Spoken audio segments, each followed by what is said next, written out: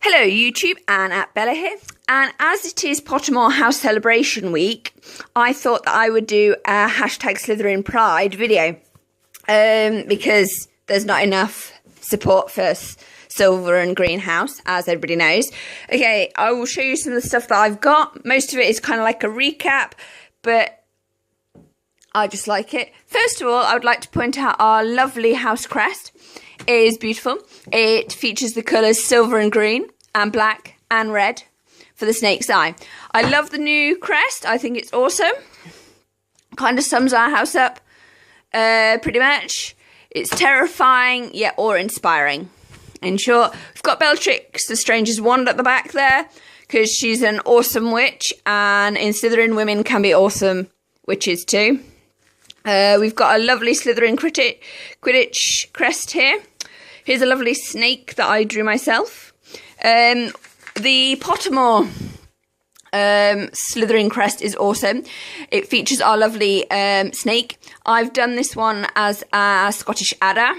Adders are a deadly venomous snake that we have in the UK.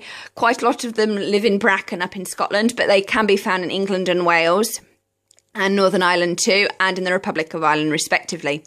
They are deadly, so just one bite from an adder, you will die. But they're quite shy animals, and an adder is wonderfully represented as an animal in Colin Down's Animals of Farthing Wood books. They are deadly, but great to have on your side, and also wise.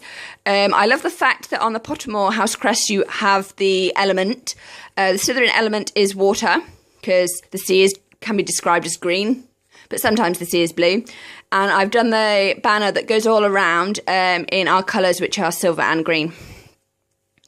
I've got a wonderful Prisoner of Azkaban tie lanyard at the back there. I've got this awesome Slytherin scarf. Don't you just love the crest?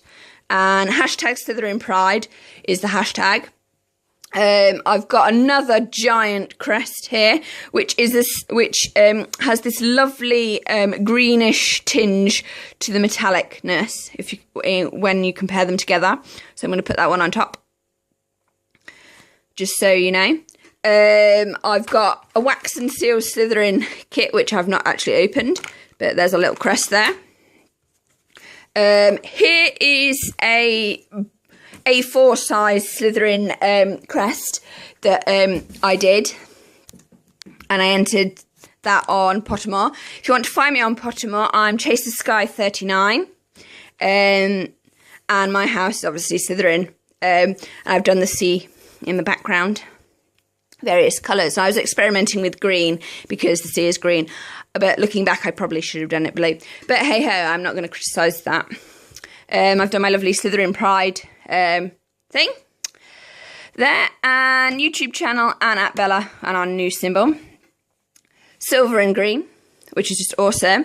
I've got Salazar Slytherin's Horcrux ring, the resurrection stone, and I've also got the resurrection stone that you can get at Platform 9 3/4 shop in London at King's Cross Station. And I've got Salazar Slytherin's locket out, another one of Voldemort's Horcruxes. I've also got the chocolate frog card of Salazar Slytherin himself. It features kind of a misty and grey rainy background, which is appropriate because our element that we are associated with is water. Our house is located underneath the lake at Hogwarts. We have a giant window which lets us see the lake and all the animals, the sea creatures and the lake creatures can be seen. So it's kind of like our mini aquarium. I will read you Salazar Slytherin's Chocolate Frog bio, as it's an appropriate tribute to the man himself. Salazar Slytherin, he's medieval, precise dates unknown, one of the celebrated founders of Hogwarts, TM, School of Witchcraft and Wizardry. Salazar Slytherin, TM, was one of the first recorded Parselmouths and an accomplished logicians, and notorious champion of pureblood supremacy. His last remaining heir was Lord Voldemort, TM. Isn't that great? So that's what we're famous for. We're famous for talking to snakes, reading minds or legitimens, and championing pureblood supremacy. Though the last one we kind of don't really do very much anymore. That's kind of fading, but we are not the pureblood bastion that we once were, according to J.K. Rowling recently. This is a picture of our founder, who is bald and has a beard.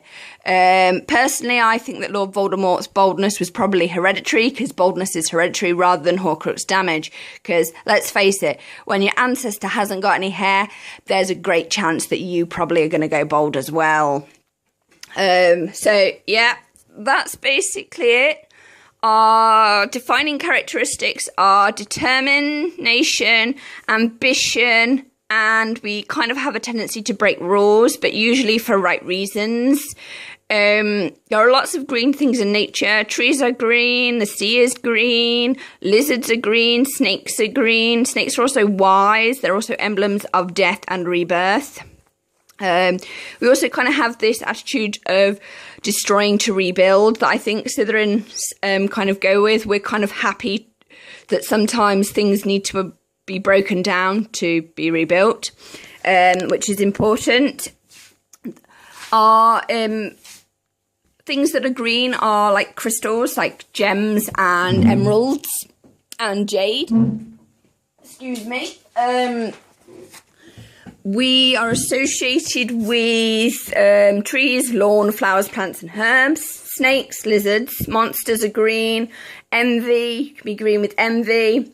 Money is also green. Monkeys, weirdly. Slytherin has kind of got this sideline because apparently Salazar Slytherin has been described as a monkey.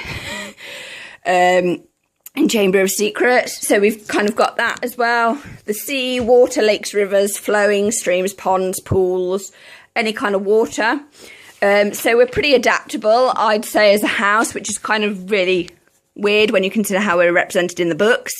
Water will adapt to any kind of situation that you put it into. It isn't stubborn, it waits its turn. You never know what moves we're going to make. We will wait and see what happens rather than risk everything. So that could be considered wise.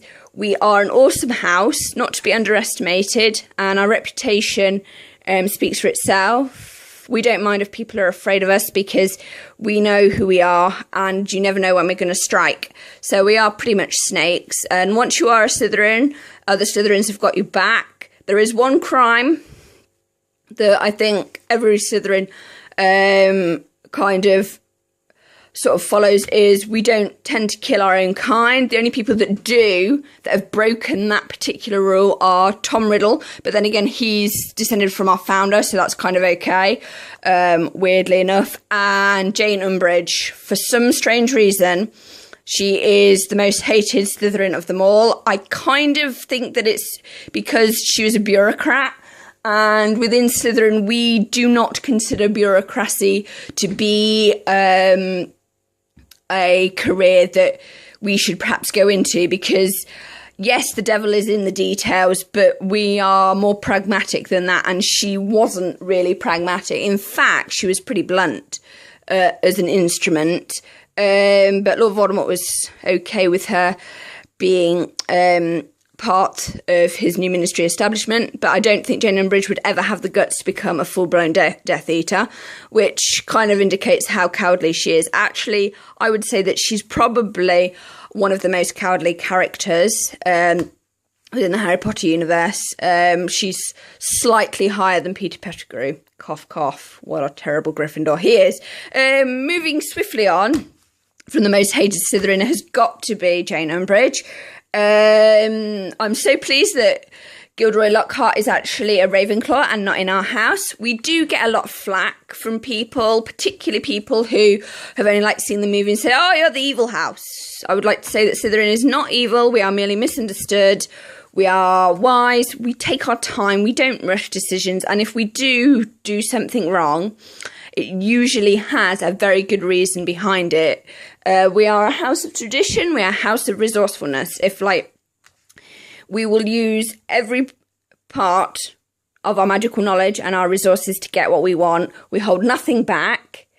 And sometimes this can cause issues with other houses, particularly if we rashly bumble in, which is kind of weird because sometimes we will rashly bumble in when we think that we've got jurisdiction, and then we'll get severe flack for it, which is kind of weird because sometimes Gryffindors do that too. And sometimes we will wait, which is one of the reasons why we're always clashing with them, because cough cough, we are a tad similar. We're an awesome house. We are not to be underestimated. And I think one of the reasons that we are so well respected is the fact that, one, people are terrified of us. Two, we're known internationally as being a great house. And three, we live next door to Hufflepuff. So a house that lives next door to Hufflepuff can't be that bad. But having said that, Hufflepuffs do have the vinegar acid defense system. But why Hufflepuff have a vinegar acid defense system, I don't know. What are they trying to say? We're their neighbours. But then again, we're great and they are good. We are a pragmatic house. And I think that we have been somewhat derided. We do have some good qualities when we choose to use them, and that's the point. Most Slytherins sometimes do fall in the trap of being very apathetic and not choosing up until the correct moment. But when we do choose, we tend to follow through. So we're a great house, but you do have to understand that we are a little quirky. We can be a tad emotionally unstable. I will put that out there. We are not like the other houses. We are a water element, and water is to do with regulation of emotions. And I think that sometimes Slytherins do struggle with that. You could say we have insecurity issues, but we're Slytherins and we'd never admit that. We are awesome. We're also patient, and we will wait for the right moment to strike. So this is the Slytherin Pride video. Check out the hashtag. It's an awesome time to be a Slytherin. So go Slytherin.